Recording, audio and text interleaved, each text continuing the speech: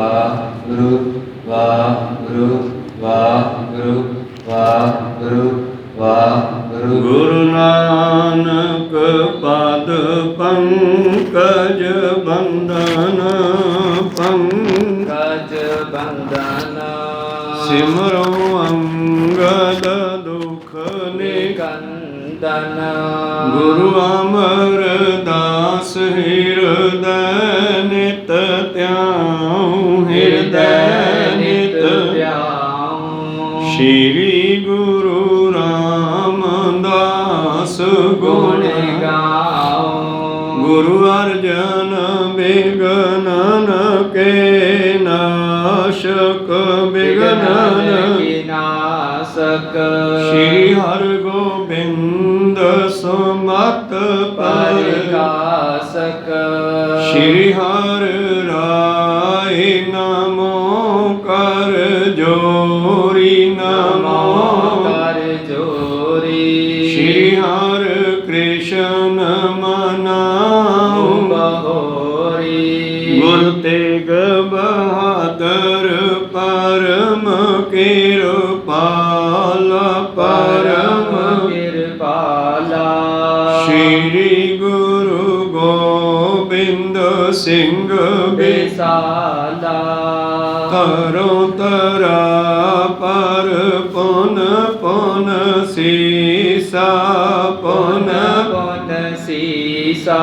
ਬੰਦੋਂ ਬਾਰ ਬਾਰ ਜਗਦੀਸਾ। ਏਕ ਓੰਕਾਰ ਸਤਿਗੁਰੂ ਇਹ ਪ੍ਰਸਾਦ ਸਚ ਹੋਏ। ਵਾਹਿਗੁਰੂ ਜੀ ਕੀ ਫਤਿਹ ਹੈ। ਵਿਘਨ ਵਿਨਾਸ਼ਨ ਸੋਏ। ਵਾਹਿਗੁਰੂ ਜੀ ਕੀ ਫਤਿਹ ਹੈ। ਵਿਘਨ ਵਿਨਾਸ਼ਨ ਸੋਏ। ਦੋਹਰਾ ਇਕ ਬਿਰ ਦੇਸ਼ ਵਿਦੇਸ਼ ਤੇ ਗਨ ਸੰਗਤ ਚਲ ਆਏ। ਪਰੀ ਰਹੀ ਆਨੰਦਪੁਰ ਕਰ ਦਰਸ਼ਨ ਕੀ ਚਾਹੀ। ਵਾਹਿਗੁਰੂ ਜੀ ਕਾ ਖਾਲਸਾ ਵਾਹਿਗੁਰੂ ਜੀ ਕੀ ਫਤਿਹ। ਆਓ ਗੁਰੂ ਪਿਆਰੇ ਗੁਰੂ ਸਵਾਰੇ ਸਤਸੰਗੀ ਜਨੋ, ਰੋਜ਼ਾਨਾ ਦੀ ਤਰ੍ਹਾਂ ਪਾਤਸ਼ਾਹ ਜੀ ਕੀ ਅਪਾਰ ਕਿਰਪਾ ਬਖਸ਼ਿਸ਼ ਦਾ ਸਦਕਾ ਪਿਛਲੇ ਪਹਿਰਾਂ ਦੇ ਦੀਵਾਨ ਸਜਾਉਂਦੇ ਹੋਏ ਆਪ ਜੀ ਗੁਰੂ ਚਰਨਾਂ ਵਿਖੇ ਹਾਜ਼ਰੀਆਂ ਲਵਾ ਰਹੇ ਹੋ। ਆਓ ਲੜੀਵਾਰ ਇਤਿਹਾਸ ਦੀ ਕਥਾ ਵਿਚਾਰ ਨਾਲ ਜੁੜਨਾ ਕਰੀਏ ਜੀ। ਪਿਛਲੇ ਦਿਨੀ ਆਪਾਂ ਵਿਚਾਰਾਂ ਸਰਵਣ ਕਰ ਰਹੇ ਸੀ ਜਦੋਂ ਧੰਨ ਧੰਨ ਸ੍ਰੀ ਗੁਰੂ ਗੋਬਿੰਦ ਸਿੰਘ ਮਹਾਰਾਜ ਜੀ ਨੇ ਆਪਣਾ ਬੇਅੰਤ ਖਜ਼ਾਨਾ ਸਤਲੁਜ ਦੇ ਹਵਾਲੇ ਕਰ ਦਿੱਤਾ ਔਰ ਸਾਰੀਆਂ ਸੰਗਤਾਂ ਵਾਪਸ ਅਨੰਦਪੁਰ ਸਾਹਿਬ ਆ ਗਈਆਂ। ਔਰ ਉਸ ਤੋਂ ਬਾਅਦ ਪਹਾੜੀਆਂ ਨੇ ਉਹ ਖਜ਼ਾਨਾ ਲੱਭਣ ਦੀ ਕੋਸ਼ਿਸ਼ ਕੀਤੀ ਪਰ ਉਹਨਾਂ ਨੂੰ ਕਿਤੋਂ ਨਾ ਮਿਲਿਆ ਤੇ ਸਤਿਗੁਰੂ ਪਾਤਸ਼ਾਹ ਕਹਿਣ ਲੱਗੇ ਇਹ ਖਜ਼ਾਨਾ ਅਸੀਂ ਸਿੱਟਿਆ ਨਹੀਂ ਹੈ, ਸੰਭਾਲਿਆ। ਇਹ ਦਰਿਆ ਸਾਡੇ ਖਜ਼ਾਨੇ ਹਨ। ਜਿਵੇਂ ਨਾਮਦੇਵ ਜੀ ਵੀ ਇੱਕ ਵਾਰ ਕਹਿੰਦੇ ਹੈ ਜਦ ਉਹਨਾਂ ਨੂੰ ਕਿਸੇ ਰਾਜੇ ਨੇ ਇੱਕ ਸੋਨੇ ਦਾ ਪਲੰਗ ਦੇ ਦਿੱਤਾ, ਪਹਿਲਾਂ ਤਾਂ ਉਹ ਲੈਂਦੇ ਨਹੀਂ ਸੀ ਪਰ ਬਾਰ-ਬਾਰ ਕਹਿਣ ਤੇ ਉਹਦੇ ਬੰਦਿਆਂ ਨੇ ਚੱਕ ਲਿਆ ਘਰੇ ਛੱਡਣ ਵਾਸਤੇ। ਰਸਤੇ ਵਿੱਚ ਇੱਕ ਨਦੀ ਆਈ ਤੇ ਭਗਤ ਨਾਮਦੇਵ ਜੀ ਕਹਿੰਦੇ ਭਾਈ ਆ ਨਦੀ 'ਚ ਰੱਖ ਦਿਓ। ਉਹ ਕਹਿੰਦੇ ਮਹਾਰਾਜ ਸੋਨੇ ਦਾ ਪਲੰਗ ਹੈ, ਨਦੀ 'ਚ ਕਿਉਂ ਸਿੱਟਣਾ? ਨਹੀਂ ਇਹ ਸਾਡਾ ਖਜ਼ਾਨਾ ਹੈ, ਕੋਈ ਨਹੀਂ, ਅਸੀਂ ਜਦੋਂ ਲੋੜ ਪਈ ਕੱਢ ਲਵਾਂਗੇ। ਤੋ ਨੌਕਰ ਜਿਹੜੇ ਸਨ ਉਹ ਨਦੀ ਵਿੱਚ ਮੰਜਾ ਸਿੱਟ ਕੇ ਤੇ ਵਾਪਸ ਮੁੜ ਗਏ। ਰਾਜੇ ਨੂੰ ਕਹਿੰਦੇ ਰਾਜਾ ਸਾਹਿਬ ਤੁਹਾਡੇ ਪਲੰਗੇ ਦੀ ਕਦਰ ਨਹੀਂ ਕੀਤੀ, ਉਹਨਾਂ ਨੇ ਨਦੀ ਵਿੱਚ ਸਿਟਾ ਦਿੱਤਾ। ਅੱਛਾ ਜਾਓ ਕਹੋ ਫਿਰ ਨਾਮਦੇਵ ਨੂੰ ਸਾਡਾ ਪਲੰਗਾ ਮੋੜ ਦੇ ਦਿਓ, ਤਾਂ ਮੇਰੇ ਮੁੰਡੇ ਦਾ ਸੀ ਉਹ ਗੁੱਸੇ ਹੁੰਦਾ ਹੈ। ਕਹੋ ਸਤਨਾਮ। ਤੇ ਆ ਗਏ ਨੌਕਰ ਕਹਿੰਦੇ ਰਾਜਾ ਸਾਹਿਬ ਨੇ ਕਿਹਾ ਵੀ ਜੇ ਤੁਸੀਂ ਪਲੰਗਾ ਘਰੇ ਨਹੀਂ ਲੈ ਕੇ ਜਾਣਾ ਤਾਂ ਫਿਰ ਸਾਡਾ ਵਾਪਸ ਕਰ ਦਿਓ। ਤੇ ਭਗਤ ਜੀ ਕਹਿੰਦੇ ਉੱਥੋਂ ਕੱਢ ਲਓ ਭਾਈ, ਉੱਥੇ ਹੀ ਪਿਆ ਹੈਗਾ। ਤੇ ਵਾਪਸ ਨਦੀ ਤੇ ਆ ਗਏ ਤੇ ਜਦੋਂ ਕਹਿੰਦੇ ਟੋਭੇ ਵਿੱਚ ਉਤਰੇ ਪਲੰਗੇ ਨੂੰ ਕੱਢਣ ਵਾਸਤੇ, ਇੱਕ ਪਲੰਗੇ ਦੇ ਪਾਵੇ ਨੂੰ ਹੱਥ ਪਾਇਆ, ਸੋਚਿਆ ਕੋਈ ਪਲੰਗਾ ਹੋਣਾ ਤੇ ਜਦੋਂ ਬਾਹਰ ਕੱਢਣ ਲੱਗੇ ਤੇ ਦੂਜੇ ਪਾਵੇ ਵਿੱਚ ਇੱਕ ਹੋਰ ਫਸਿਆ ਆ ਰਿਹਾ। ਭਾਵ ਜਿੰਨੇ ਉਹ ਕੱਢੀ ਜਾਣ ਓਨੇ ਹੀ ਨਿਕਲੀ ਜਾਣ। ਕਹੋ ਸਤਨਾਮ। ਰਾਜਾ ਤੇ ਰਾਜੇ ਦੇ ਨੌਕਰ ਸਾਰੇ ਉਹਨਾਂ ਦੇ ਪੈਰੀ ਪੈ ਗਏ। ਭਾਈ ਸਾਹਿਬ ਜੀ ਕਹਿੰਦੇ ਆਪਦਾ ਇੱਕ ਲੈ ਜਾਓ ਕੱਢ ਕੇ, ਬਾਕੀ ਵਿੱਚੇ ਰੱਖ ਦਿਓ। ਤੋ ਭਾਈ ਸਾਹਿਬ ਜੀ ਨੇ, ਭਗਤ ਨਾਮਦੇਵ ਜੀ ਨੇ ਇਹ ਬਚਨ ਬਾਣੀ ਵਿੱਚ ਵੀ ਲਿਖਿਆ।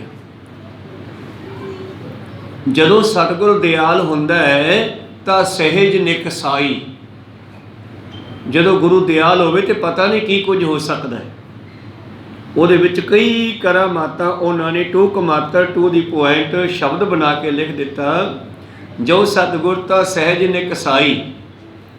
ਤਾਂ ਗੁਰੂ ਪਿਆਰਿਓ, ਇਸ ਤਰ੍ਹਾਂ ਸਤਿਗੁਰੂ ਗੋਬਿੰਦ ਸਿੰਘ ਜੀ ਦਾ ਛਿਟਿਆ ਹੋਇਆ ਖਜ਼ਾਨਾ ਸਤਲੁਜ ਵਿੱਚ ਕਿਸੇ ਨੂੰ ਲੱਭਿਆ ਨਹੀਂ। ਪਾਤਸ਼ਾਹ ਨੂੰ ਸਿੱਖਾਂ ਨੇ ਦੱਸਿਆ, ਮਹਾਰਾਜ ਰਾਤ ਨੂੰ ਪਹਾੜੀਏ ਉਹ ਖਜ਼ਾਨਾ ਕੱਢਣ ਆਏ ਸੀਗੇ, ਬੜੀਆਂ ਪੈੜਾਂ ਪਈਆਂ, ਟੋਹੇ ਪੱਟੇ ਹੋਏ ਐ। ਪਾਤਸ਼ਾਹ ਕਹਿੰਦੇ ਐ ਨਹੀਂ ਲੱਭਦਾ ਉਹ ਖਜ਼ਾਨਾ। ਹੁਣ ਸਮਾਂ ਆਵੇਗਾ, ਖਾਲਸਾ ਰਾਜ ਸੰਸਾਰ ਵਿੱਚ ਫੈਲੇਗਾ, ਫਿਰ ਇਹ ਖਜ਼ਾਨਾ ਉਹ ਖਾਲਸਾ ਰਾਜ ਦਾ ਮੁਖੀ ਜਿਹੜਾ ਉਹਨੂੰ ਇੱਥੋਂ ਕੱਢੂਗਾ, ਇਹ ਉਹਦੇ ਵਾਸਤੇ ਰੱਖੇਗਾ। ਕੋ ਸਤਨਾਮ ਸ੍ਰੀ ਵਾਹਿਗੁਰੂ। ਇਹ ਕਥਾ ਸੰਪੂਰਨ ਹੋਈ ਸੀ। ਅਗਲੀ ਕਥਾ ਚੱਲਦੀ ਹੈ। ਕਹਿੰਦੇ ਇੱਕ ਵਾਰੀ ਦੀ ਗੱਲ ਹੈ ਕਿ ਬਹੁਤ ਸਾਰੀ ਸੰਗਤ ਸਤਿਗੁਰਾਂ ਦੇ ਦਰਸ਼ਨ ਕਰਨ ਵਾਸਤੇ ਆਈ ਔਰ ਅਨੰਦਪੁਰ ਸਾਹਿਬ ਦੇ 4 ਛਿਪੇਰੇ ਤੰਬੂ ਲਾ ਕੇ ਬੈਠ ਗਈ ਆ। ਔਰ ਸਿੱਖਾਂ ਨੇ ਜਾ ਕੇ ਬੇਨਤੀ ਕੀਤੀ ਆ, ਪਾਤਸ਼ਾਹ ਤੁਹਾਡੇ ਦਰਸ਼ਨਾਂ ਲਈ ਬਹੁਤ ਸੰਗਤ ਆਈ ਆ, ਹੁਣ ਸਤਿਗੁਰ ਕਿਵੇਂ ਦਰਸ਼ਨ ਦਿੰਦੇ ਆ, ਇੱਥੇ ਕੀ ਕੌਤਕ ਵਰਤਦਾ, ਇਹ ਆਪਾਂ ਹੁਣ ਆਰੰਭ ਕਰਕੇ ਸਰਵਣ ਕਰਦੇ ਆ। ਉਸ ਤੋਂ ਪਹਿਲਾਂ ਆਪਣੀਆਂ ਤੇ ਦਾਸਾਂ ਦੀਆਂ ਗੁਰੂ ਚਰਨਾਂ ਵਿੱਚ ਲਵਾਓ ਹਾਜ਼ਰੀਆਂ। ਗੁਰੂ ਕਾ ਬਖਸ਼ਿਆ ਫਤਿਹ ਦਾ ਨਾਰਾ ਕਰੋ ਬੁਲੰਦ ਗੱਜ ਕੇ ਆਖੋ ਜੀ ਵਾਹਿਗੁਰੂ ਜੀ ਕਾ ਖਾਲਸਾ ਵਾਹਿਗੁਰੂ ਜੀ ਕੀ ਫਤਿਹ। ਦੋਹਰਾ ਇੱਕ ਬਿਰ ਦੇਸ਼ ਵਿਦੇਸ਼ ਤੇ ਕਨ ਸੰਗਤ ਚਲੇ ਆਏ। ਇੱਕ ਵਾਰੀ ਦੀ ਗੱਲ ਹੈ ਕਿ ਦੇਸ਼ਾਂ ਤੇ ਵਿਦੇਸ਼ਾਂ ਤੋਂ ਬਹੁਤ ਸਾਰੀ ਸੰਗਤ ਜਿਹੜੀ ਹੈ ਸਤਿਗੁਰਾਂ ਦੇ ਦਰਸ਼ਨਾਂ ਲਈ ਆਈ ਹੈ। ਭਰੀ ਰਹੀ ਆਨੰਦਪੁਰ ਕਰ ਦਰਸ਼ਨ ਕੀ ਚਾਹੀ। ਔਰ ਸਤਿਗੁਰਾਂ ਦੇ ਦਰਸ਼ਨਾਂ ਦੀ ਇੱਛਾ ਲੈ ਕੇ ਆਨੰਦਪੁਰ ਸਾਹਿਬ ਜੀ ਦੇ 4 ਛਪੇਰੇ ਸੰਗਤ ਨੇ ਆਪਣਾ ਉਤਾਰਾ ਕੀਤਾ ਹੈ, ਬੈਠ ਗਈ ਹੈ। ਕਰੀ ਮੇਵਰੇ ਸੁਧ ਸਤਿਗੁਰ ਕੋ ਸੰਗਤ ਦਰਸ ਮਨੋਰਥ ਉਰ ਕੋ। ਔਰ ਅਰਦਾਸੀਏ ਨੇ ਆ ਕੇ ਬੇਨਤੀ ਕੀਤੀ, ਮਹਾਰਾਜ ਸਿੱਖ ਸੰਗਤਾਂ ਬਾਹਰੋਂ ਆਈਆਂ ਬਹੁਤ ਸਾਰੀਆਂ, ਤੁਹਾਡੇ ਦਰਸ਼ਨਾਂ ਦੀ ਭਾਵਨਾ ਲੈ ਕੇ ਜੀ। ਕਣੀ ਬਟੋਰਨ ਹੈ ਚਲ ਆਈ ਬੀਤੇ ਕੀਤਕ ਦਿਵਸ ਦਿਖਾਈ। ਕਣੀ ਬਟੋਰਨ ਬਹੁਤ ਸਾਰੀ ਸੰਗਤ ਆਈ ਹੈ, ਕਈ ਦਿਨ ਹੋ ਗਏ ਹਨ ਆਪ ਜੀ ਦੇ ਦਰਸ਼ਨਾਂ ਲਈ ਪਿਆਸੇ ਹਨ। ਸੁਨ ਕਲ ਕੀ ਤਰ ਗਿਰਾ ਉਚਾਰੀ ਕਰੋ ਪ੍ਰਾਂਤ ਕੋ ਸਭ ਕਿਛ ਤਿਆਰੀ। ਬਾਦਸ਼ਾਹ ਕਹਿਣ ਲੱਗੇ, ਅੱਛਾ ਭਾਈ ਕਰੋ ਆਏ ਕਰੋ, ਫਿਰ ਖੁੱਲੇ ਮੈਦਾਨ ਵਿੱਚ ਦੀਵਾਨ ਸਜਾਓ। ਤਿਆਰੀ ਕਰਨਾ ਭਾਵ ਸੰਗਤਾਂ ਦੇ ਬੈਠਣ ਲਈ ਵਿਛਾਈਆਂ ਕਰਨੀਆਂ। ਔਰ ਪਾਤਸ਼ਾਹ ਕਹਿੰਦੇ ਕੋਈ ਗੱਲ ਨਹੀਂ, ਕੱਲ ਨੂੰ ਤਿਆਰੀ ਕਰੋ, ਦਰਸ਼ਨ ਦਿੰਦੇ ਹਾਂ। ਬੈਠੀ ਸਭਾ ਸਥਾਨ ਪਿਛਾਰੀ ਕਹਿ ਦੀਜੇ ਜਹ ਕਹਿ ਨਰ ਨਾਰੀ। ਔਰ ਜਾ ਕੇ ਸਾਰੀ ਸੰਗਤ ਨੂੰ ਦੱਸ ਦਿਓ ਕਿ ਉਹ ਸਭਾ ਸਥਾਨ ਦੇ ਪਿਛਲੇ ਪਾਸੇ ਬੈਠਣ ਸਾਰੇ ਮਨੁੱਖਾਂ ਇਸਤਰੀਆਂ ਨੂੰ ਦੱਸ ਦਿਓ।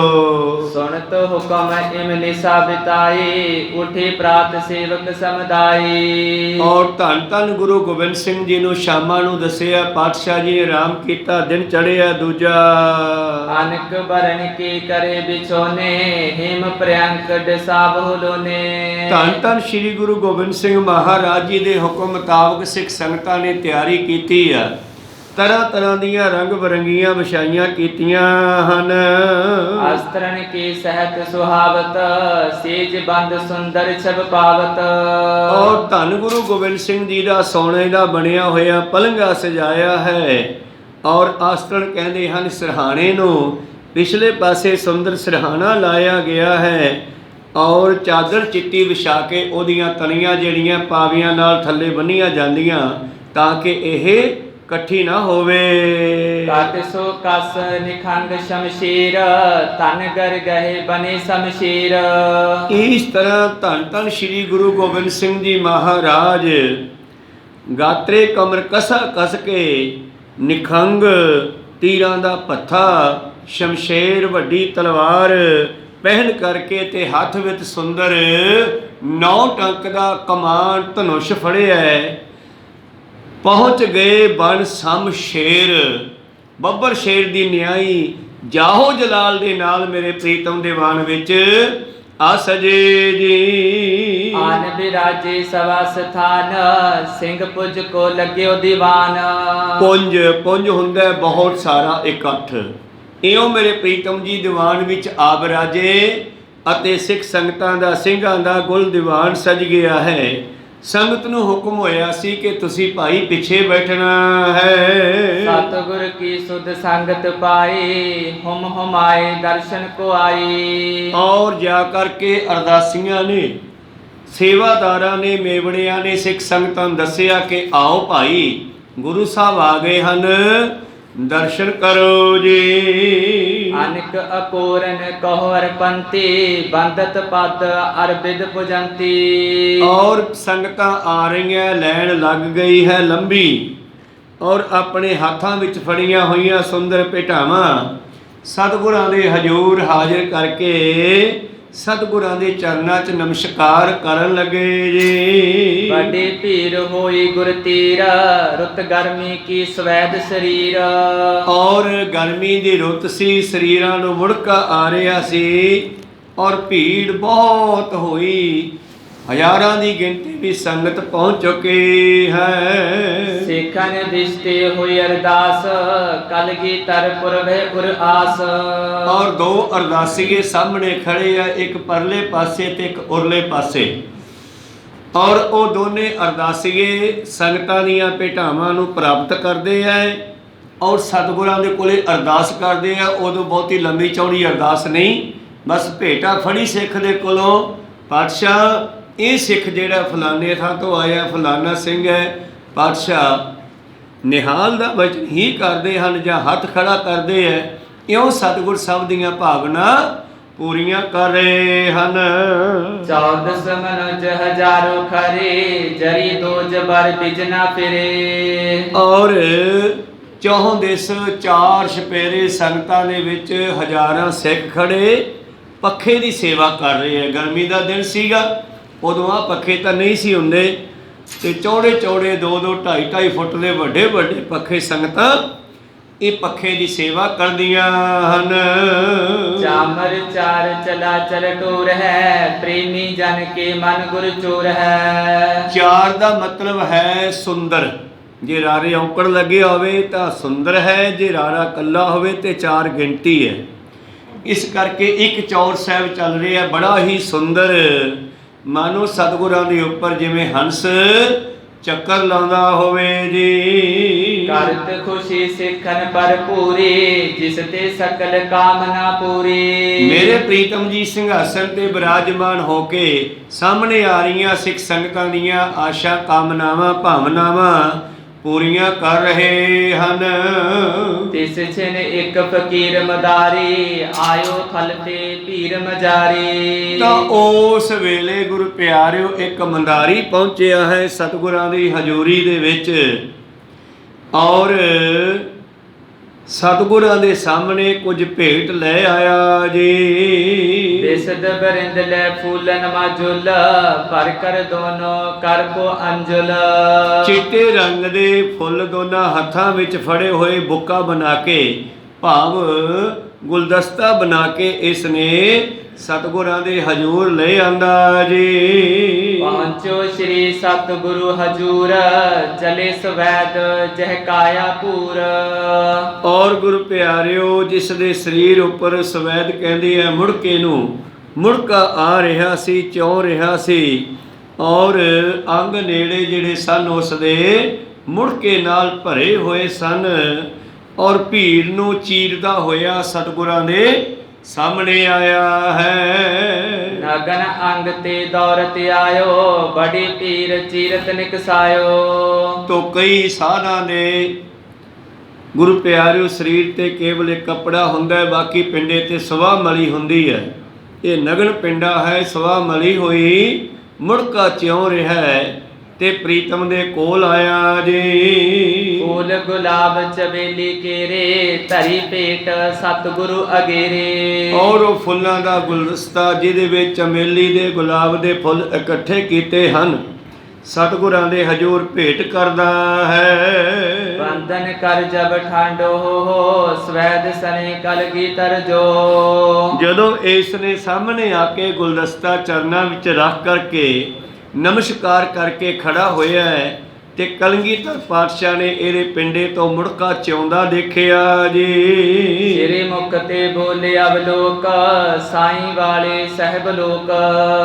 ਉਹ ਸਾਈਂ ਵਾਲੇ ਲੋਕੋ ਭਾਵ ਪਰਮੇਸ਼ਰ ਦੇ ਪਿਆਰਿਓ, ਕਿਉਂਕਿ ਕਿਸੇ ਨੂੰ ਸੰਬੋਧਨ ਕਰਨ ਦੇ ਬਹੁਤ ਸਾਰੇ ਢੰਗ ਹਨ। ਤਾਂ ਇਸੇ ਤਰ੍ਹਾਂ ਹੀ ਜਦੋਂ ਜੋਗੀਆਂ ਨੇ ਆ ਕੇ ਨਮਸਕਾਰ ਕੀਤੀ ਸੀ ਤਾਂ ਆਦੇਸ਼ ਤੇ ਸਹਿ ਆਦੇਸ਼, ਉਹਨਾਂ ਨੇ ਕਿਹਾ ਸੀ ਵਾਲੇ ਆਦੇਸ਼, ਤੇ ਬਾਬਾ ਨਾਨਕ ਜੀ ਕਹਿੰਦੇ ਨਹੀਂ, ਨਮਸਕਾਰ ਉਸ ਪਰਮੇਸ਼ਰ ਨੂੰ ਕਰੋ ਜਿਸ ਨੇ ਦੁਨੀਆ ਬਣਾਈ ਆ। ਆਦੇਸ਼ ਤੇ ਸਹਿ ਆਦੇਸ਼, ਆਦ ਅਨੀਲ ਅਨਾਦ ਅਨਾਹਤ, ਜੁਗ ਜੁਗ ਏਕੋ ਵੇਸ।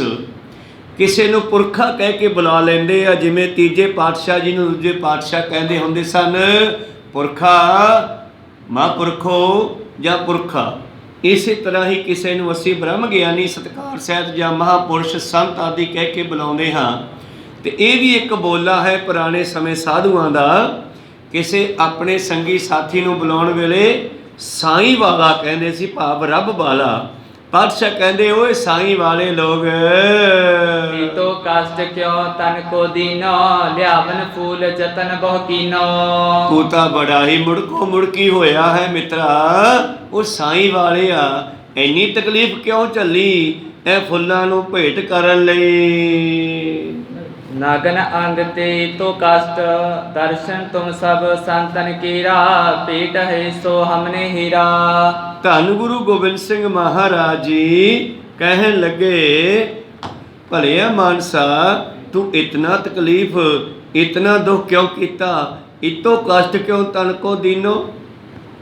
ਤਾਂ ਉਹ ਕਹਿਣ ਲੱਗੇ ਮਹਾਰਾਜ ਬਸ ਤੁਹਾਡੇ ਦਰਸ਼ਨਾਂ ਲਈ। ਗੁਰੂ ਗੋਬਿੰਦ ਸਿੰਘ ਜੀ ਕਹਿਣ ਲੱਗੇ ਤੁਹਾਡੇ ਦਰਸ਼ਨ ਹੀ ਸਾਡੀ ਭੇਟਾ ਹੈ। ਦਰਸ਼ਨ ਤੁਮ ਸਭ ਸੰਤਨ ਕੀਰਾ, ਭੇਟ ਹੈ ਸੋ ਹਮਨੇ ਹੀਰਾ।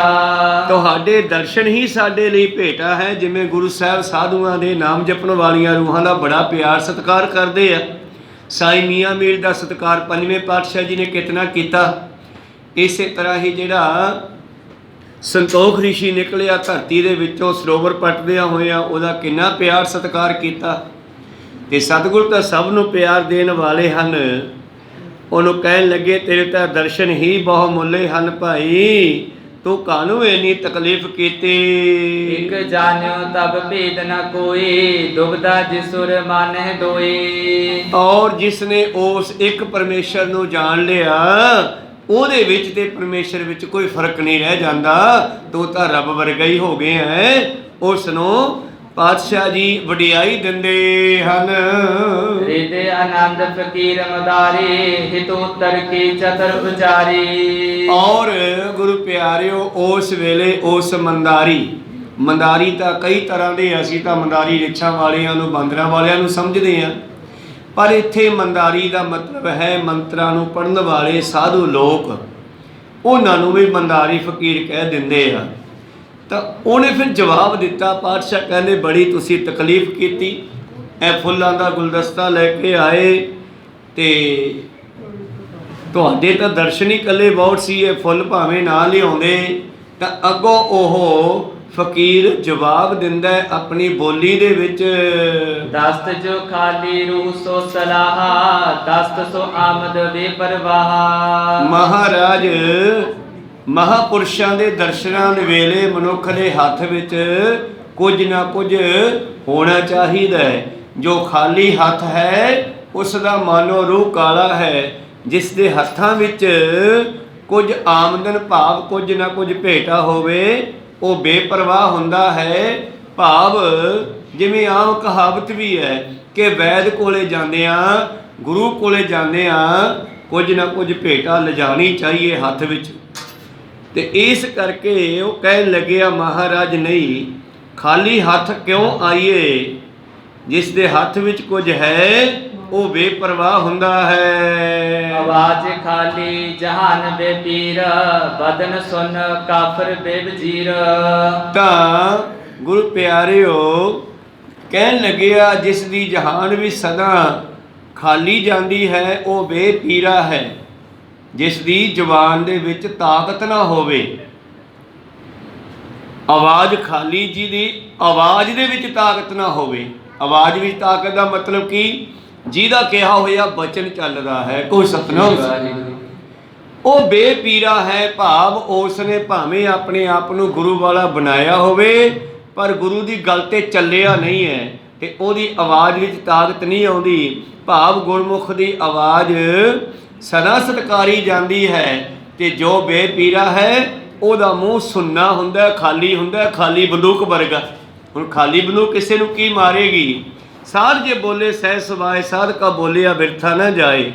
ਇਸ ਕਰਕੇ ਕਹਿਣ ਲੱਗੇ ਨਹੀਂ ਭਾਈ, ਜਿਸ ਦੀ ਜ਼ੁਬਾਨ ਦੇ ਵਿੱਚ ਤਾਕਤ ਹੁੰਦੀ ਹੈ ਉਹ ਹਮੇਸ਼ਾ ਹੀ ਬੇਪਰਵਾਹ ਹੁੰਦੇ ਹੈ ਤੇ ਸੰਸਾਰੀ ਲੋਕਾਂ ਦਾ ਮੂੰਹ ਖਾਲੀ ਹੁੰਦਾ ਹੈ। ਗੁਰ ਕਹਿ ਰੂ ਖਾਲਸੀ ਦੀਚ ਹੈ, ਬਾਜੀ ਬਗੈਰ ਸਾਈ ਮੁਰੀਦ ਹੈ। ਔਰ ਗੁਰੂ ਸਾਹਿਬ ਕਹਿਣ ਲੱਗੇ ਜਿਸ ਦੀ ਆਤਮਾ ਆਜ਼ਾਦ ਹੋਈ ਉਸ ਦਾ ਦੀਦਾਰ ਵੀ ਜੋਗ ਹੈ। ਉਹ ਰੂਹ ਸ਼ਿਆ ਨਹੀਂ, ਉਹ ਰੂਹ ਕਾਲੀ ਨਹੀਂ। ਇਹ ਨਿਮਰਤਾ ਸਹਿਤ ਕਹਿੰਦਾ ਮਹਾਰਾਜ ਨਹੀਂ, ਕੁਛ ਨਾ ਕੁਛ ਤਾਂ ਚਰਨਾਂ ਵਿੱਚ ਭੇਟ ਕਰਨੇ ਚਾਹੀਏ। ਸਾਈਂ ਦਾ ਉਹ ਸੇਵਕ ਲੈਣ ਦੇਣ ਤੋਂ ਬਿਨਾ ਜੋ ਬਾਜੀਗਰੀ ਵਾਂਗ ਬਨਾਵਟੀ ਗੁਰੂ ਚੇਲਿਆਂ ਵਿੱਚ ਪ੍ਰਵਿਰਤ ਰਹਿੰਦਾ ਹੈ ਉਹ ਸ਼ਿਆ ਹੁੰਦਾ ਹੈ, ਉਸ ਦਾ ਮੂੰਹ ਕਾਲਾ ਹੁੰਦਾ ਹੈ। ਜਿਸ ਤਰ੍ਹਾਂ ਗੁਰੂ ਪਿਆਰਿਓ, ਮੂੰਹ ਕਾਲੇ ਦਾ ਮਤਲਬ ਕੀ ਹੋਇਆ ਭਲਾ? ਮੂੰਹ ਕਾਲੇ ਦਾ ਮਤਲਬ ਤਾਂ ਮੱਝਾਂ ਦੇ ਵੀ ਮੂੰਹ ਕਾਲੇ ਆ, ਪਸ਼ੂਆਂ ਦੇ ਮੂੰਹ ਵੀ ਕਾਲੇ ਆ, ਸੱਪਾਂ ਦਾ ਮੂੰਹ ਵੀ ਕਾਲਾ ਹੈ। ਤਾਂ ਕਾਲੇ ਦਾ ਮਤਲਬ ਕਾਲੇ ਰੰਗ ਤੋਂ ਨਹੀਂ ਹੈ, ਭਾਵ ਕਿ ਉਹਨਾਂ ਨੂੰ ਟੇਢੀਆਂ ਜੋਨਾਂ ਵਿੱਚ ਵਰਤਣਾ ਪੈਂਦਾ ਹੈ। ਜਿਸ ਤਰ੍ਹਾਂ ਛੇਵੇਂ ਪਾਤਸ਼ਾਹ ਜੀ ਦੇ ਕੋਲ ਇੱਕ ਅਜਗਰ ਸੱਪ ਆਇਆ ਜਿਸ ਨੂੰ ਕੀੜੀਆਂ ਚੁੰਬੜੀਆਂ ਹੋਈਆਂ ਸਨ। ਜੰਗਲਾਂ ਦੇ ਵਿੱਚ ਪਾਤਸ਼ਾਹ ਗਏ ਸ਼ਿਕਾਰ ਖੇਡਣ, ਉਸ ਜੰਗਲ ਵਿੱਚ ਕੁਝ ਸਮਾਂ ਦੁਪਹਿਰੇ ਆਰਾਮ ਕੀਤਾ। ਉਸ ਵੇਲੇ ਉਹ ਸੱਪ ਸਾਹਮਣੇ ਵੱਲੋਂ ਆ ਰਿਹਾ ਹੈ। ਸਿੱਖ ਉੱਠ ਕੇ ਮਾਰਨ ਲੱਗੇ। ਪਾਤਸ਼ਾਹ ਕਹਿੰਦੇ ਮਾਰੋ ਨਾ, ਇਹਨੂੰ ਆ ਜਾਣ ਦਿਓ। ਜਦੋਂ ਕੋਲੇ ਪਹੁੰਚਿਆ ਤੇ ਉਹ ਸੱਪ ਦੇ ਸਿਰ ਦੇ ਉੱਤੇ ਪਾਤਸ਼ਾਹ ਨੇ ਆਪਣਾ ਅੰਗੂਠਾ ਲਾ ਦਿੱਤਾ ਸੱਜੇ ਚਰਨਾਂ ਦਾ, ਤੇ ਜਦੋਂ ਹੀ ਆਪਣਾ ਉਹਦੇ ਸੀਸ ਤੇ ਚਰਨ ਧਰਿਆ ਤੇ ਉਹ ਸੱਪ ਆਟੋਮੈਟਿਕ ਸਰੀਰ ਛੱਡ ਗਿਆ। ਉਹਨੂੰ ਕੋ ਕੁੱਟਿਆ ਮਾਰਿਆ ਨਹੀਂ ਗਿਆ, ਬਸ ਚਰਨ ਧਰਿਆ ਤੇ ਸਰੀਰ ਤੇ ਆ ਗਿਆ। ਔਰ ਉਸ ਨੂੰ ਖਾਣ ਵਾਲੀਆਂ ਕੀੜੀਆਂ ਵੀ ਸਰੀਰ ਛੱਡ ਗਈਆਂ। ਉਹ ਰੂਹ ਆਜ਼ਾਦ ਹੋਈ, ਸਰੀਰ ਚੋਂ ਨਿਕਲੀ ਤੇ ਪਾਤਸ਼ਾਹ ਕਹਿਣ ਲੱਗੇ ਉਹ ਕੌਣ ਹੈ ਭਾਈ, ਤੂੰ ਦੱਸ ਕੇ ਜਾ। ਸਿੱਖਾਂ ਨੇ ਪੁੱਛਣ ਤੇ ਫਿਰ ਆਵਾਜ਼ ਆਈ ਉਸ ਰੂਹ ਦੀ ਕਿ ਮੈਂ ਇੱਕ ਪਖੰਡੀ ਸਾਧ ਸੀਗਾ ਜਿਹਦੇ ਆਵਾਜ਼ ਵਿੱਚ ਕੋਈ ਤਾਕਤ ਨਹੀਂ, ਜਿਹਨੇ ਕੋਈ ਭਜਨ ਬੰਦਗੀ ਨਹੀਂ ਸੀ ਕੀਤੀ। ਹਾਂ, ਆਪਣੇ ਚੇਲਿਆਂ ਬਾਲਕਿਆਂ ਦਾ ਸ਼ੋਸ਼ਣ ਬਹੁਤ ਕੀਤਾ, ਉਹਨਾਂ ਦਾ ਦਿੱਤਾ ਹੋਇਆ ਦੁੱਧ ਦਹੀਆਂ ਛਕਦਾ ਰਿਹਾ, ਉਹਨਾਂ ਦੀਆਂ ਵਸਤੂਆਂ ਵਰਤਦਾ ਰਿਹਾ, ਪਰ ਮੈਂ ਉਹਨਾਂ ਦਾ ਉਧਾਰ ਨਹੀਂ ਕਰ ਸਕਿਆ। ਤੇ ਕਿਉਂਕਿ ਮੈਂ ਖੁਦ ਵੀ ਗੁਰੂ ਵਾਲਾ ਨਹੀਂ ਸੀ, ਇਸ ਕਰਕੇ ਨਾ ਮੇਰਾ ਉਧਾਰ ਹੋਇਆ ਤੇ ਨਾ ਮੇਰੇ ਚੇਲਿਆਂ ਦਾ ਹੋਇਆ। ਆ ਸਾਰੀਆਂ ਕੀੜੀਆਂ ਮੇਰੇ ਚੇਲੇ ਸਨ। ਅੱਜ ਮੈਂ ਸੱਚੇ ਸਤਿਗੁਰ ਦੇ ਚਰਨੀ ਲੱਗਿਆ, ਮੇਰਾ ਤੇ ਮੇਰੇ ਚੇਲਿਆਂ ਦਾ ਉਧਾਰ ਹੋਇਆ। ਇਸ ਕਰਕੇ ਮੇਰੇ ਪ੍ਰੀਤਮ ਜੀ ਕਹਿੰਦੇ ਹਨ ਗੁਰ ਕੈ ਰੂਹ ਖਾਲਸੀ ਦੀਦਾ ਹੈ। ਉਹਨਾਂ ਦੀਆਂ ਰੂਹਾਂ ਆਜ਼ਾਦ ਹੁੰਦੀਆਂ, ਬਾਜੀ ਬਗੈਰ ਸਾਈਂ ਮੁਰੀਦਾ ਹੈ। ਜਿਨ੍ਹਾਂ ਦੇ ਗੁਰੂ ਵਾਲੇ ਬਣੇ ਹੋਣ ਔਰ ਗੁਰੂ ਮੁਤਾਬਕ ਚੱਲਦੇ ਹੋਣ, ਤੇ ਜਿਹੜੇ ਗੁਰੂ ਤੋਂ ਬਗੈਰ ਹੈ ਉਹਨਾਂ ਨੂੰ ਕਿਤੇ ਕੋਈ ਪੁੱਛਦਾ ਨਹੀਂ, ਉਹ ਟੇਢੀਆਂ ਜੂਨਾਂ ਵਿੱਚ ਚਲੇ ਜਾਂਦੇ ਹਨ। ਖੁਦਾ ਬੰਦਾ ਬਗੈਰ ਹਵਾਏ, ਖੁਦਾਏ ਚਸ਼ਮ ਸੋ ਬੇਪਰਵਾਹੇ। ਇਹ ਬੰਦਾ ਰੱਬ ਵੀ ਬਣ ਜਾਵੇ ਜੇ ਇਹਦੇ ਵਿੱਚ ਹਵਾ ਹੈ, ਭਾਵ ਮੈਂ ਮੇਰੀ ਨਾ ਹੋਵੇ। ਕੋ ਸਤਨਾਮ। ਜੇ ਇਹਦੇ ਵਿੱਚ ਹੰਕਾਰ ਦੀ ਹਵਾ ਨਾ ਹੋਵੇ ਇਹ ਬੰਦਾ ਤਾਂ ਰੱਬ ਵਰਗਾ ਹੈ। ਉਹ ਸਾਧੂ ਕਹਿਣ ਲੱਗੇ ਆ ਮਹਾਰਾਜ ਇਹ ਬੰਦਾ ਤਾਂ ਰੱਬ ਵਰਗਾ ਹੈ। ਖੁਦਾਏ ਚਸ਼ਮ ਸੋ ਬੇਪਰਵਾਹੇ, ਉਹਨਾਂ ਦੀਆਂ ਅੱਖਾਂ ਵਿੱਚੋਂ ਖੁਦਾ ਹੀ ਵੇਖਦਾ ਹੈ। ਉਹ ਬੇਪਰਵਾਹ ਹੋ ਜਾਂਦੇ ਹਨ ਜਿਨ੍ਹਾਂ ਦੇ ਹਿਰਦੇ ਵਿੱਚ ਹਰੀ ਦੇ ਨਾਮ ਦਾ ਵਾਸਾ ਹੁੰਦਾ ਹੈ। ਇੱਕ ਮਹਾਂਪੁਰਸ਼ ਹੋਏ ਨੇ ਗੁਰਮਤਿ ਵਿੱਚ ਹੀ, ਕਹਿੰਦੇ ਉਹਨਾਂ ਦੇ ਘਰ ਵਿੱਚ ਚੋਰੀ ਕਰ ਲਈ ਚੋਰ ਨੇ, ਤੇ ਚੋਰ ਉਹਨਾਂ ਦਾ ਘੋੜਾ ਵੀ ਲੈ ਗਿਆ, ਹੋਰ ਵੀ ਕਾਫੀ ਸਮਾਨ ਲੈ ਗਿਆ। ਉਹਨਾਂ ਕੋਲੇ ਬਾਜ ਵੀ ਰੱਖੇ ਹੋਏ ਸਨ। ਤੇ ਤੜਕੇ ਪੁੱਛਿਆ ਕਿ ਮਹਾਂਪੁਰਸ਼ਾਂ ਨੂੰ ਸੰਗਤ ਨੇ, ਬਾਬਾ ਜੀ ਕਿੰਨਾ ਕੁ ਸਮਾਨ ਚੋਰੀ ਹੋ ਗਿਆ? ਤੇ ਉਹਨਾਂ ਦਾ ਧਿਆਨ ਵੇਖੋ ਕਿੰਨਾ ਇਕੱਤਰ ਹੈ, ਭਾਵੇਂ ਉਹਨਾਂ ਨੂੰ ਸਾਰਾ ਕੁਝ ਪਤਾ ਹੈ। ਉਹ ਕਹਿੰਦੇ ਭਾਈ ਹੋਰ ਤਾਂ ਕੁਛ ਨਹੀਂ ਗਿਆ, ਇੱਕ ਬਾਜ ਦੀ ਡੋਰ ਸੀ ਉਹ ਨਹੀਂ ਦਿਸ ਰਹੀ। ਕੋ ਸਤਨਾਮ। ਹੋਰ ਤਾਂ ਕੁਛ ਨਹੀਂ ਗਿਆ, ਇੱਕ ਬਾਜ ਦੀਆਂ ਡੋਰਾਂ ਸੀ ਮੇਰੇ ਕੋਲ, ਬਾਜ ਨੂੰ ਹੱਥ 'ਤੇ ਬਿਠਾਉਣ ਵਾਸਤੇ ਉਹ ਨਹੀਂ ਦਿਸਦੀਆਂ। ਤੋ ਕਹਿਣ ਤੋਂ ਭਾਵ ਹੈ ਰੱਬ ਦੇ ਪਿਆਰੇ ਬੇਪਰਵਾਹ ਹੁੰਦੇ ਹਨ ਔਰ ਉਹਨਾਂ ਦੀਆਂ ਅੱਖਾਂ ਦੇ ਵਿੱਚੋਂ ਨੂਰ ਝਲਕਦਾ ਹੈ। ਹਰ ਕਾ ਸੇਵਕ ਸੋ ਹਰ ਜੇਹਾ, ਭੇਦ ਨ ਜਾਣੋ ਮਾਨਸ ਦੇਹਾ। ਬਦਨ ਫੁਰਮਾਨ ਖੁਲਾਸੀ ਜਹਾਨਾ, ਬੰਦਗੀਦਾਰ ਦਰਗਹਿ ਪਰਵਾਨ। ਉਹਨਾਂ ਦੇ ਮੁਖ ਚੋਂ ਨਿਕਲਿਆ ਇੱਕ ਬਚਨ ਸਾਰੇ ਸੰਸਾਰ ਨੂੰ ਮੁਕਤ ਕਰ ਸਕਦਾ ਹੈ। ਉਹਨਾਂ ਦੇ ਵਿੱਚ ਇੰਨੀ ਤਾਕਤ ਹੁੰਦੀ ਆ। ਕੋਈ ਸਤਨਾਮ ਗੁਰੂ ਸਾਹਿਬ ਦੀ ਬਰਾਬਰੀ ਤਾਂ ਮੈਂ ਕਿਸੇ ਦੇ ਨਾਲ ਕਰ ਹੀ ਨਹੀਂ ਸਕਦਾ। ਹਰਗੋਬਿੰਦ ਸਾਹਿਬ ਮਹਾਰਾਜ ਜੀ ਨੇ ਜਿਸ ਤਰ੍ਹਾਂ ਗਵਾਲੀਅਰ ਦੇ ਕਿਲੇ ਚੋਂ 52 ਕੈਦੀਆਂ ਨੂੰ ਛੁਡਾਇਆ, ਖਲਾਸੀ ਕਰਾਈ, ਉਹਨਾਂ ਦੀ ਬੰਦ ਖਲਾਸੀ ਕਰਾਈ, ਇਸੇ ਤਰ੍ਹਾਂ ਹੀ ਪਰਮੇਸ਼ਰ ਦੇ ਪਿਆਰੇ ਜੇ ਕਿਤੇ ਕਹਿ ਦੇਣ ਤਾਂ ਸਾਰੇ ਸੰਸਾਰ ਨੂੰ ਕਿਹੜਾ ਮੁਕਤ ਨਾ ਕਰ ਦੇਵੇ ਰੱਬ। ਜਿਸ ਤਰ੍ਹਾਂ ਰਾਜੇ ਜਨਕ ਨੇ ਗੁਰੂ ਪਿਆਰਿਓ ਜਦੋਂ ਸਰੀਰ ਤਿਆਗਣਾ ਕੀਤਾ ਤੇ ਇਸ ਨੂੰ ਦੇਵਲੋਕ ਦੇ ਰਿਸ਼ੀ, ਦੇਵਲੋਕ ਦੇ ਦੇਵਤੇ ਗਣ ਇਸ ਨੂੰ ਸੱਚਖੰਡ ਨੂੰ ਲਿਜਾ ਰਹੇ ਹੈ। ਉਹ ਕਹਿਣ ਲੱਗੇ ਥੋੜ੍ਹਾ ਜਿਹਾ ਇੱਧਰ ਦੀ ਹੋ ਜਾਓ। ਕਿੱਧਰ ਦੀ? ਆਹ ਨਰਕਾਂ ਵਾਲੇ ਪਾਸੇ ਜਿਹੜਾ ਹੂਲ ਪਵੇਗਾ, ਹਾ ਜਿਹੜੇ ਹਾਏ ਹਾਏ ਕਰੀ ਜਾਂਦੇ ਆ ਲੋਕ।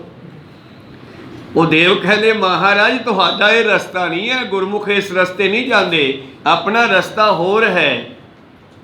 ਕਹਿੰਦੇ ਕੋਈ ਗੱਲ ਨਹੀਂ, ਥੋੜ੍ਹਾ ਚੱਲਦੇ ਹਾਂ, ਦੇਖ ਕੇ ਚੱਲਦੇ ਹਾਂ ਕੀ ਬਣਦਾ ਉੱਥੇ। ਜਦੋਂ ਕਹਿੰਦੇ ਉਸ ਪਾਸੇ ਗਏ ਤਾਂ ਕੀ ਵੇਖਦੇ ਆ, ਜਿਹੜੇ ਚੰਗਿਆੜਾ ਮਾਰ ਰਹੇ ਸੀ ਬਾਬਾ ਫਰੀਦ ਦਾ ਬਚਨ, ਫਰੀਦਾ ਮੌਤੇ ਦਾ ਬੰਨਾ ਏਵੈ ਦਿਸੈ, ਜਿਉਂ ਦਰਿਆਵੇ ਢਾਹਾ। ਜਿਵੇਂ ਦਰਿਆ ਦਾ ਬੰਨਾ ਟੁੱਟ ਜਾਂਦਾ ਨਾ, ਆਪਣਾ ਕਿਨਾਰਾ ਪਾਣੀ ਖੋਰ ਕੇ ਲੈ ਜਾਂਦਾ, ਫਿਰ ਦਰਿਆ ਦਾ ਉਹ ਪਾਣੀ ਦੇ ਮੂਹਰੇ ਜਿੰਨੇ ਲੋਕ ਆਉਂਦੇ ਉਹਨਾਂ ਰੋੜ ਕੇ ਲੈ ਜਾਂਦਾ।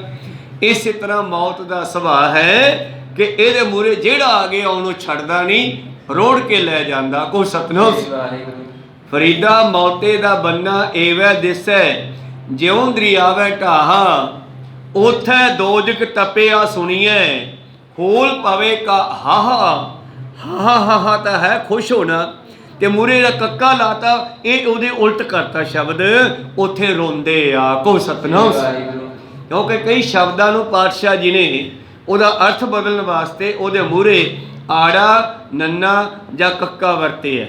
ਕਹਿੰਦੇ ਉੱਥੇ ਹੂਲ ਭਾਵ ਉੱਥੇ ਰੌਲਾ ਪੈ ਰਿਹਾ, ਰੋ ਰਹੀਆਂ ਰੂਹਾਂ ਉਸ ਦੋਜਕਾਂ ਦੇ ਵਿੱਚ। ਇੱਥੇ ਹੂਲ ਪਵੇ ਕਾ ਹਾਹਾ। ਤਾਂ ਗੱਲ ਕਰ ਰਹੇ ਸੀਗੇ, ਇਹ ਰਿਸ਼ੀ ਕਹਿ ਰਹੇ ਹੈ। ਤੇ ਜਦੋਂ ਰਾਜਾ ਜਨਕ ਉਸ ਪਾਸੇ ਗਿਆ ਤੇ ਉੱਥੇ ਗੁਰੂ ਪਿਆਰਿਓ ਕੀ ਹੋ ਰਿਹਾ ਸੀਗਾ, ਲੋਕ ਬਿਲਕ ਰਹੇ ਸੀ ਤੇ ਉਹ ਬਿਲਕਦੇ ਹੋਏ ਇੱਕਦਮ ਕਹਿੰਦੇ ਚੁੱਪ ਕਰ ਗਏ। ਧਰਮਰਾਜ ਕਹਿੰਦਾ ਵੀ ਇਹ ਚੁੱਪ ਕਿਵੇਂ ਕਰ ਗਏ ਬਈ, ਇਹਨੂੰ ਸਜ਼ਾ ਦਿੱਤੀ ਜਾ ਰਹੀ ਹੈ। ਪਤਾ ਕੀਤਾ, ਅੱਗੋਂ ਰਾਜਾ ਜਨਕ ਜੀ ਮਿਲ ਗਏ, ਹੱਥ ਬੰਨ ਖੜਿਆ। ਧਰਮਰਾਜ ਐਸੇ ਚਵਾ ਕੀਤੋ ਭਵਨ ਪਨੀਤ। ਕਹਿੰਦਾ ਮਹਾਰਾਜ ਤੁਸੀਂ ਇੱਧਰ ਕਿਵੇਂ? ਕਹਿੰਦੇ ਮੈਂ ਤਾਂ ਵੈਸੇ ਹੀ ਆ ਗਿਆ, ਇਹ ਕਿਵੇਂ ਰੋਈ ਜਾਂਦੀ ਆ ਸਾਰੇ। ਮਹਾਰਾਜ ਇਹਨਾਂ ਨੇ ਪਾਪ ਕੀਤੇ ਹੈ, ਇਹ ਨਰਕਾਂ ਵੀ ਸਿੱਟੇ ਹੋਏ ਹਨ, ਹੁਣ ਇਹਨਾਂ ਨੂੰ ਸਜ਼ਾ ਦਿੱਤੀ ਹੋਈ ਆ। ਕੋਈ ਸਤਨਾਮ। ਕਹਿੰਦੇ ਵੀ ਨਹੀਂ, ਗੱਲ ਠੀਕ ਨਹੀਂ, ਕਿਉਂਕਿ ਭਗਤਾਂ ਨੂੰ ਦਇਆ ਆਉਂਦੀ ਹੈ। ਰਾਜਾ ਜਨਕ ਜੀ ਕਹਿਣ ਲੱਗੇ ਛੱਡ ਦੇ ਸਾਰਿਆਂ ਨੂੰ। ਕਹਿੰਦੇ ਮਹਾਰਾਜ ਮੈਂ ਵੀ ਤਾਂ ਨੌਕਰ ਹਾਂ ਕਿਸੇ ਦਾ, ਹੀ ਪਰਮੇਸ਼ਰ ਦਾ ਨੌਕਰ ਹੈ ਧਰਮਰਾਜ। ਧਰਮਰਾਜ ਕਹਿੰਦਾ ਮੈਂ ਡਿਊਟੀ ਕਿਹਦੇ ਕਰੂੰਗਾ? ਕਹਿੰਦੇ ਸਾਨੂੰ ਨਹੀਂ ਪਤਾ, ਤੂੰ ਇਹਨਾਂ ਨੂੰ ਛੱਡ ਦੇ। ਕਹਿੰਦੇ ਜੀ ਪਰਮੇਸ਼ਰ ਦੇ ਹੁਕਮ 'ਚ। ਕਹਿੰਦੇ ਜਾ ਪਰਮੇਸ਼ਰ ਨੂੰ ਪੁੱਛਿਆ ਜਾ ਕੇ। ਕੋ ਸਤਨਾਮ। ਤੇ ਜਦੋਂ ਕਹਿੰਦੇ ਰਾਜਾ ਜਨਕ ਪਰਮੇਸ਼ਰ ਕੋਲ ਬੇਨਤੀ ਕਰਦਾ ਕਿ ਮਹਾਰਾਜ ਤੁਹਾਡਾ ਇੱਕ ਭਗਤ ਇੱਧਰ ਆ ਗਿਆ ਨਰਕਾਂ ਵਾਲੇ ਪਾਸੇ, ਉਹਦੇ ਆਉਣ ਦੇ ਨਾਲ ਸਾਰੇ ਨਾਰਕੀ ਜੀਵ ਚੁੱਪ ਕਰ ਗਏ, ਉਹਨਾਂ ਨੂੰ ਸ਼ਾਂਤੀ ਆ ਗਈ। ਇਹ ਅਸਲ ਭਜਨ ਬੰਦਗੀ ਦਾ ਔਰਾ ਹੁੰਦਾ ਹੈ। ਤੁਹਾਨੂੰ ਬਾਬੇ ਨਾਨਕ ਦੀ ਫੋਟੋ ਪਿੱਛੇ ਜਿਹੜਾ ਰੌਸ਼ਨੀ ਦਾ ਚੱਕਰ ਦਿਖਾਈ ਦਿੰਦਾ ਨਾ, ਇਹ ਭਗਤੀ ਦੀ ਪਾਵਰ ਹੁੰਦੀ ਹੈ ਤੇ ਜਿੱਥੋਂ ਤੱਕ ਇਹ ਫੈਲਦੀ ਹੈ ਉੱਥੋਂ ਤੱਕ ਸ਼ਾਂਤੀ ਪਹੁੰਚਦੀ ਆ। ਕੋਈ ਸਤਨਾਮ। ਆਪਾਂ ਥੋੜੀ ਜਿਹੀ ਵਿਖਾਈ ਨਾ ਫੋਟੋ ਦੇ ਮੁਤਾਬਕ, ਗੋਲ ਚੱਕਰ ਵਿਖਾਇਆ, ਪਰ ਇਹ ਔਰਾ ਜਿੰਨੀ ਕਿਸੇ ਦੀ ਭਗਤੀ ਵੱਧਦਾ ਹੈ ਓਨੇ ਹੀ ਥਾਂ ਤੱਕ ਇਹ ਵੱਧ ਤੋਂ ਵੱਧ ਸ਼ਾਂਤੀ ਫੈਲਾਉਂਦੀ ਹੈ। ਤੇ ਜਦੋਂ ਇਹ ਜਨਕ ਉੱਥੇ ਗਿਆ ਤੇ ਉਹ ਸਾਰੇ ਨਾਰਕੀ ਜੀਵਾਂ ਨੂੰ ਸ਼ਕਤੀ ਆ ਗਈ ਤੇ ਪਰਮੇਸ਼ਰ ਨੂੰ ਕਹਿਣ ਲੱਗੇ ਆ ਮਹਾਰਾਜ ਇਹ ਤੁਹਾਡਾ ਭਗਤ ਕਹਿੰਦਾ ਇਹਨਾਂ ਨੂੰ ਛੱਡ ਦਿਓ। ਭਗਤ ਜੀ ਹੁਣ ਤੁਸੀਂ ਦੱਸੋ ਮੈਂ ਕੀ ਕਰਾਂ? ਮਹਾਰਾਜ ਕਹਿੰਦੇ ਛੱਡ ਦੇ ਭਾਈ। आई महाराज इन्ने ची बस बस मेरी बांधी भगत छड़ावे बंद है भगत न छूटे मोहे एक समय मोह को गह बंद है तो फुल मोह पे जवाब ना होए बस तू छड़ दे ते महाराज सारे नरक खाली हो जाएंगे कहते हो जान दे गाहां समा आवेगा कलयुग च जिन्ने मर्जी भर ली 18 कुंभी नरक ਲੱਖਾਂ जीव ਜਿਹੜੇ सन राजे जनक ने एक बचन ਦੇ ਨਾਲ ਛੁੱਟ ਗਏ ਕੋ ਸਤਨਾਮ तो नाम जपन वालियां रूहां अज भी दुनिया विच वसदियां संत ना होते जगत में तो जल मरता संसार फिर तो दुनिया खत्म ही हो जावे ये रब दे प्यारियां दी वजी खड़ी है मेरे प्रीतम जी कहने बदल फरमान खलासी जहान बंदगी दा दरगाह प्रवान ਜਿਹੜਾ ਬੰਦਗੀ ਕਰਦਾ ਹੈ ਉਹ ਦਰਗਾਹ ਵਿੱਚ ਪ੍ਰਵਾਨ ਹੁੰਦਾ ਹੈ ਉਹਦਾ ਬੋਲਿਆ ਵੀ ਉੱਥੇ ਚੱਲਦਾ ਹੈ ਸੁਣ ਕਰ ਹੋ ਖੁਸ਼ੀ ਵਿਸ਼ੇਸ਼ ਬੋਲਿਓ ਪ੍ਰਭ ਸਿਓ ਪੁਨ ਦਰਵੇਸ਼ ਤੋ ਸਤਿਗੁਰਾਂ ਨੇ ਜਾਰੇ ਬਚਨ ਕਹੇ ਉਸ ਫਕੀਰ ਨੂੰ ਤੇ ਰਾਜਾ ਸੁਣ ਆਪਣਾ ਫਕੀਰ ਸੁਣ ਕਰਕੇ ਬੜਾ ਹੀ ਖੁਸ਼ ਹੋਇਆ फिर बेनती करदा जारत मक्के की मेहमानी रोज बेऐब आप शुभ जाने कहन लगिया महाराज जी मैं आप जी दे जेड़े दर्शन कीते आ ना मैं आप जी दे दर्शनां नूं ही मक्के दी यात्रा मनदा हाँ मैं मन्नी भाव जिवें तुसीं कहंदे हो सुख सुखी मुसलमान कहंदे मैं मन मन्नी आ को सतनाम कहना मैं मक्के की यात्रा का इरादा किया सी जान दा पर मैनू लगता है कि मेरी यात्रा तुहाडे दर्शन करके ही पूरी हो गई आ क्योंकि इहो ही जिहड़ा इत्थे गुरु है इहो ही मक्के वाला अल्लाह है ते साडा सचखंड वाला परमेश्वर है खुदा है को सतनाम सरजुग तै मानियो छलियो बल बावन भायो त्रेता तय मानियो राम रघुवंश कुहायो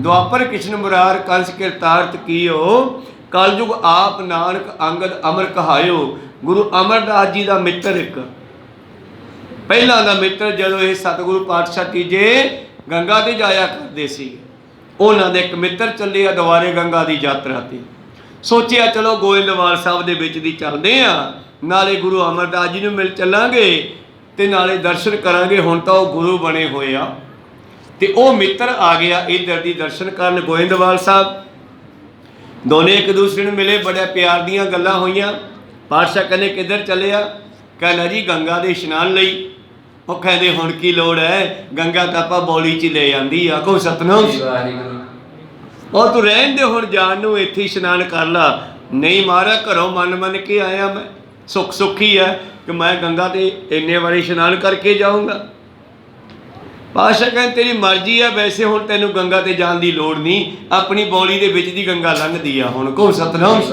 ਜਿਤਨੇ ਤੀਰਥ ਦੇਵੀ ਥਾਪੇ तितने लोचे धूर साधु की ताई की कहते आ मैल भरे परे हमरे विच हमरी मैल साधु की धूर गवाई पर ना मन्निया बहुत औखा है काम है कहना जी एक बारी मैंने जा ही आउन दिओ कहना चंगा जाए आ तुंबा तेरे कोले पित्तल दा हाँ महाराज इनू पानी दा उथों जल दा भर के लियाई गंगा च आपां बौली च पा देंगे कहो सतनाम कहन लग्या जी चंगा जाके दर्शन किए इशनान पान किया जल मुड़न लगे ते गंगा दे विचों आए करके गड़वा भरन लग्या ते हथ चों तुंबा ही छुट गया को सतनाम छुटिया बहुत भजिया मगर पर ना फड़िया गया आखिर डुब डब गया गवाच गया खाली हथ आ गया उदों डब्बे हुंदे प्लास्टिक दे हुण तां डब्बे बन गए खाली हथ आ गया आउंदा होया मिलिया पातशाह जी नूं फिर गोइंदवाल पातशाह कहंदे जल लिआया कहंदे जी किहड़ा जल जो मैं जल भरन लग्या मेरे हाथ चो तुंबा ही निकल गया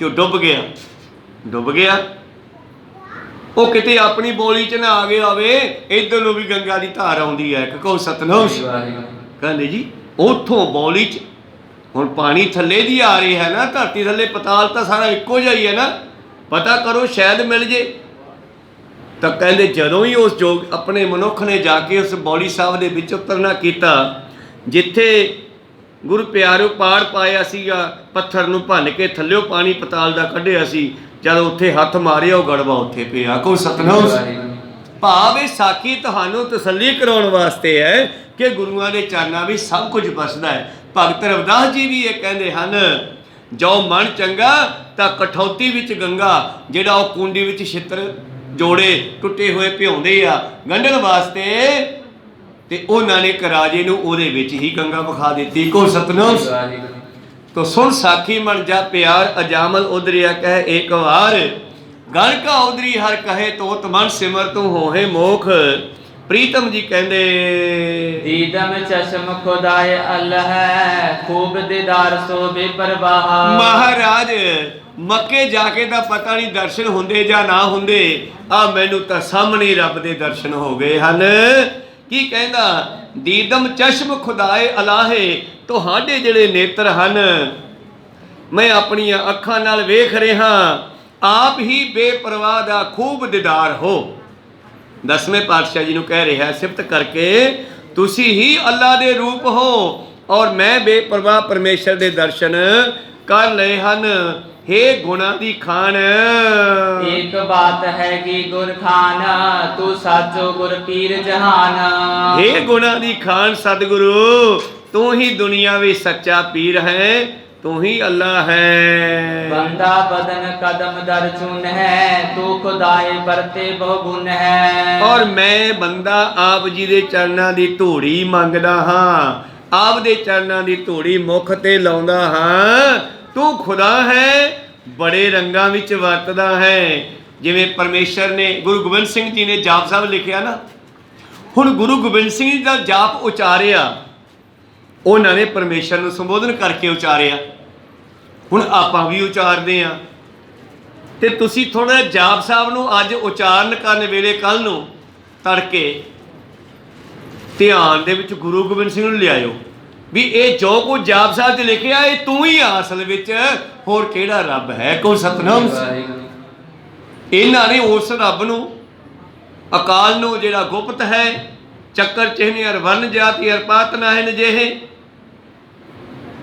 ਪਰ ਇਸੇ ਜਾਪ ਸਾਹਿਬ ਦੇ ਅਰਥ ਤੁਸੀਂ ਗੁਰੂ ਗੋਬਿੰਦ ਸਿੰਘ ਤੇ ਲਾ ਕੇ ਦੇਖਿਓ ਤਾਂ ਤੁਹਾਨੂੰ ਇਉਂ ਲੱਗੂ ਕਿ ਗੁਰੂ ਗੋਬਿੰਦ ਸਿੰਘ ਹੀ ਉਹ ਖੁਦਾ ਹੈ, ਅੱਲਾ ਹੈ, ਪਰਮੇਸ਼ਰ ਹੈ, ਕੋਈ ਹੋਰ ਨਹੀਂ ਹੈ। ਭਾਵ ਗੁਰ ਪਰਮੇਸ਼ਰ ਏਕੋ ਜਾਣ, ਇਹੀ ਲਿਖਿਆ ਨਾ ਬਾਣੀ 'ਚ, ਗੁਰੂ ਤੇ ਪਰਮੇਸ਼ਰ ਵਿੱਚ ਕੋਈ ਫਰਕ ਨਹੀਂ ਹੈ। ਮੈਂ ਤੁਹਾਡੇ ਚਰਨਾਂ ਦੀ ਧੂੜੀ ਆਪਣੇ ਮੁਖ ਤੇ ਲਾਉਣੀ ਚਾਹੁੰਦਾ ਹਾਂ। ਇੱਕ ਦਿਵਸ ਮੈਂ ਦਰ ਦਰਿਆ ਹੋ ਦੇਖੇ ਰਹਿਤ ਦੀਨਸ ਪਾਓ। ਇੱਕ ਦਿਨ ਦਰਿਆ ਵਿੱਚ ਇਸ਼ਨਾਨ ਕਰਨ ਲਈ ਆਪਣੇ ਸਰੀਰ ਦੇ ਸੁਖ ਵਾਸਤੇ ਮੈਂ ਪੈਰ ਰੱਖਿਆ ਜੀ। ਗੋਸਲ ਕੋ ਨਦ ਮੈਂ ਡੁਬਕ ਲਗਾਏ ਇੱਕ ਪੁਰਖ ਤਬ ਦੀਨ ਦਿਖਾਏ। ਤੇ ਜਦੋਂ ਮੈਂ ਦਰਿਆ ਦੇ ਵਿੱਚ ਵੜਿਆ, ਗੁਸਲ ਕਹਿੰਦੇ ਆ ਇਸ਼ਨਾਨ ਕਰਨ ਨੂੰ, ਤੁਹਾਡੇ ਗੁਸਲਖਾਨੇ ਦਾ ਨਾਮ ਜਿਹੜਾ ਇਹ ਉਹਨਾਂ ਦਾ ਨਾਮ ਹੈ। ਕੋ ਸਤਨਾਮ।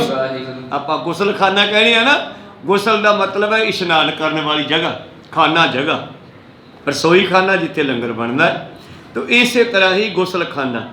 ਤਾਂ ਕਹਿਣ ਲੱਗਿਆ ਮਹਾਰਾਜ, ਇੱਕ ਦਿਨ ਮੈਂ ਦਰਿਆ ਵਿੱਚ ਉਤਰਿਆ, ਉਹਦੇ ਵਿੱਚ ਮੈਂ ਡੁਬਕੀ ਲਾਈ ਤੇ ਥੱਲੇ ਮੈਨੂੰ ਇੱਕ ਸਰੂਪ ਦਿਖਾਈ ਦਿੱਤਾ ਜੀ।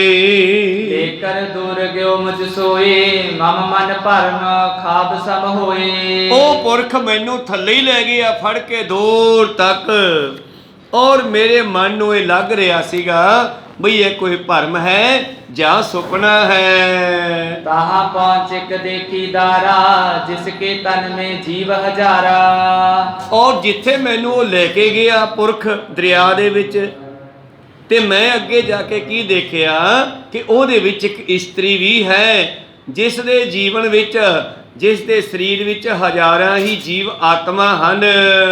ਮੰਦਰ ਅਦਰ ਸੋ ਲੈ ਗਏ ਮਮ ਸਨਮਾਨ ਕਰਤ ਬਹੁ ਪਏ। ਉਹ ਦਰਿਆ ਦੇ ਵਿੱਚ ਗਾਂ ਦੀ ਗਾਂ ਕਹਿੰਦੇ ਉਹ ਜਿਹੜੀ ਇਸਤਰੀ ਸੀ ਮੈਨੂੰ ਇੱਕ ਗਾਹਾਂ ਘਰ ਦੇ ਵਿੱਚ ਲੈ ਗਈ, ਕਮਰੇ ਵਿੱਚ ਲੈ ਗਈ। ਪੂਜਾ ਕਰ ਅਕੋਰ ਮੁਝ ਦੀਨਾ ਪੁਨਿਕ ਪੁਰਖ ਬਲੋਕਨ ਕੀਨਾ। ਉਹਨੇ ਮੇਰੀ ਪੂਜਾ ਕੀਤੀ ਔਰ ਪੂਜਾ ਕਰਕੇ ਮੈਨੂੰ ਅਕੋਰ ਭੇਟਾ ਦਿੱਤੀ। ਫਿਰ ਇੱਕ ਮੈਂ ਮਨੁੱਖ ਹੋਰ ਦੇਖਿਆ ਉੱਥੇ, ਬਹੁ ਬਾਹੂ ਬਹੁ ਸਦਨ ਸੁਹੇਲੇ ਨਾਗਲ ਪੇਟੇ ਮਨੋ ਸਪੇਲੇ। ਔਰ ਉਸ ਦੀਆਂ ਬੜੀਆਂ ਬਾਹਾਂ ਦੇਖੀਆਂ, ਬੜੇ ਉਸ ਦੇ ਬਦਨ ਮੂੰਹ ਦੇਖੇ, ਉਹਦੇ ਨਾਲ सप लिपटे हुए देखे। मोहे संग बोलियो सुख साई, मुझ ते कछु ना जानियो जाए। और ओ मैनू कहा सुखां दे साईं गुरु जी, संबोधन करदा सुखां दे साईं गुरु जी नू, कहंदे हे सुखां दे साईं मैनू नहीं समझ आई भी मैनू ये की विखाया गया, तुसी दसो। कहो तबे मैं नहीं पछानो, को तू कैसे करत बखानो। मैं उस पुरख नू कहा यार मैनू तेरी गल दी समझ नहीं आउंदी, तू कौन है, मैनू कित्थे ले आया है, ते मैनू समझ नहीं आउंदी। सुन कर कहो संदेशा रूरा, 10वें पातशाह गुरपुरा।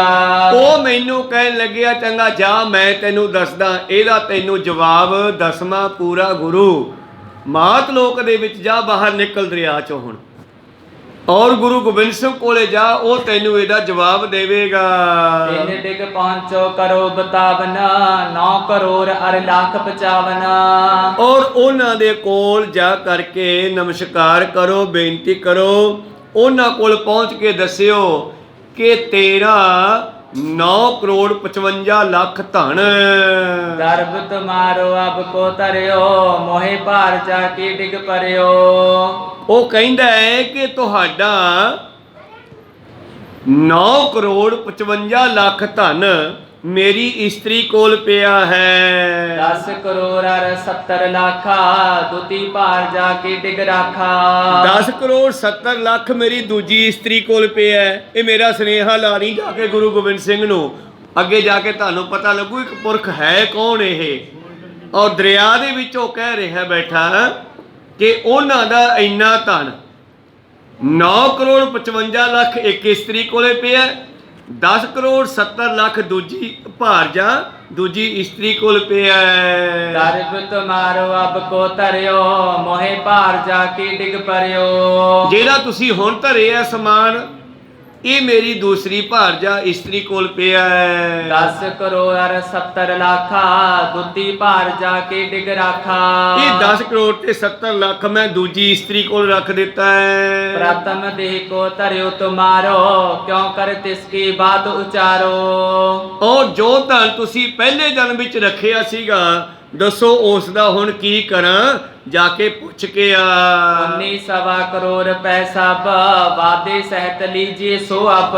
ਤੇ ਮਹਾਰਾਜ ਹੁਣੇ ਤੁਹਾਡਾ ਧਨ ਹੋ ਗਿਆ 20 ਕਰੋੜ ਸਾਰਾ, ਹੁਣ ਇਹਨੂੰ ਵਿਆਜ ਸਮੇਤ ਬੈਠੋ ਵਾਪਸ ਲੈ ਲਓ। ਕੈ ਸਭ ਧਨ ਕੋ ਲੀਜੇ ਦੇਸ਼, ਚਾਹੋ ਤੁਸੀਂ ਜੈ ਲਿਓ ਅਸ਼ੀਸ਼। ਬੜੀ ਡੂੰਘੀ ਗੱਲ ਹੈ, ਪੂਰੀ ਗੱਲ ਆਪ ਜੀ ਨੂੰ ਕੱਲ ਨੂੰ ਸਮਝਾਵਾਂਗੇ ਇਸ ਵਿਸ਼ੇ ਤੇ ਵੀ ਕੌਣ ਹੈ ਇਹ ਪੁਰਖ, ਕੌਣ ਹੈ ਇਸਤਰੀਆਂ, ਕੌਣ ਹੈ ਇਹ ਸਤਿਗੁਰਾਂ ਦਾ ਇਤਨਾ ਧਨ ਜਿਹੜਾ ਹੁਣ ਪਿੱਛੇ ਸਮਝ ਵਿੱਚ ਰੱਖਿਆ, ਉਦੋਂ ਪਹਿਲਾਂ ਵੀ ਰੱਖਿਆ ਸਤਿਗੁਰਾਂ ਨੇ। ਔਰ ਟਿਕਰੀ ਸਾਹਿਬ ਗੁਰਦੁਆਰਾ ਸਾਹਿਬ ਨੰਦੇੜ ਸਾਹਿਬ ਦੇ ਇਲਾਕੇ 'ਚ ਉੱਥੇ ਵੀ ਕਹਿੰਦੇ ਧਨ ਰੱਖਿਆ ਹੋਇਆ। ਤੇ ਇਹ ਕੌਣ ਹਨ ਇਹ ਪੁਰਖ, ਇਸ ਫਕੀਰ ਨੇ ਵੇਖੇ ਹੈ। ਇਹ ਪਾਤਸ਼ਾਹ ਨੂੰ ਪੁੱਛਦਾ ਹੈ, ਪਾਤਸ਼ਾਹ ਜੀ ਇਹਦਾ ਕੀ ਜਵਾਬ ਦਿੰਦੇ ਹੈ, ਇਹ ਆਪਾਂ ਕੱਲ ਦੇ ਦੀਵਾਨਾਂ ਵਿੱਚ ਸਰਵਣ ਕਰਾਂਗੇ। ਹੁਣ ਸਮਾਂ ਸਮਾਪਤੀ ਤੇ ਆ, ਇੱਥੇ ਰੋਕਣ ਦੀ ਆਗਿਆ ਬਖਸ਼ੋ। ਬੋਲਦਿਆਂ ਨੇਕਾਂ ਅੱਖਰ ਬਾਅਦ ਘੱਟ ਹੋ ਜਾਂਦੇ, ਸਿੱਖ ਸੰਗਤਾਂ ਦੇ ਸਤਿਗੁਰੂ ਬਖਸ਼ਣ ਯੋਗ ਹੈ, ਬਖਸ਼ ਲੈਣਾ ਜੀ। ਸਮਾਪਤੀ ਕਰੀਏ। हे अच्युत हे पार ब्रह्म अविनाशी अविनाश, हे पूरन हे सर्व मैं वंजन गुणतास। हे संगी हे निरंकार हे निर्गुण सब टेक। हे गोविंद हे गुण निधान जाके सदा विवेक। हे अपरंपर हर हरे ऐसे हो बनहार। हे संत के सदा संग दारा आधार। हे ठाकुर हों दास रो मैं निर्गुण गुण नहीं कोई। नानक दीजै नाम दान रखो ही परोए। आए प्रभ शरणागति कृपा नित दयाल। एक अखर हर मन बसत नानक होत निहाल। एक ओंकारा सतगुरु तेह प्रसाद सच होए। वाहिगुरु जी की फतेह विघ्न है। विनाशन सोए। वाहिगुरु जी की फतेह विघ्न है। विनाशन सोए। वाहिगुरु जी का खालसा, वाहिगुरु जी की फतेह।